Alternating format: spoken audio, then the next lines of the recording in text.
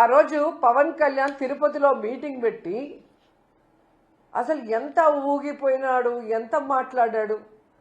ఆయన ఒక ఎత్తు అయితే ఆయన పక్కన ఒకడు ఉన్నాడు అదే రోజు మీటింగ్లో. మీరు చూస్తే అరవ శ్రీధర్ వీడు ఇంకా రెచ్చిపోయి డిక్లరేషన్ గురించి నోటికి వచ్చినట్టు వాగాడు.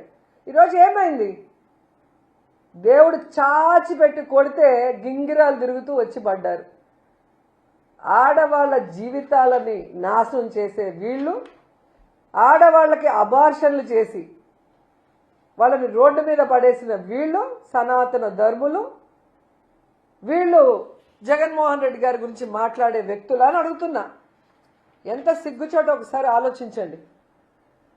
ఈరోజు నిజంగా వీళ్ళు హిందువులైతే చంద్రబాబు నాయుడు, పవన్ కళ్యాణ్ నిజంగా హిందూ ధర్మాన్ని వీళ్ళు గౌరవించే వాళ్ళైతే దేవుడిని ఏ విధంగా నోటికొచ్చినట్టు కించపరిచి ప్రచారం చేశారో వీళ్ళిద్దరూ ఇప్పుడు నైతికంగా బాధ్యత వహించి రాజీనామా చేయాలి.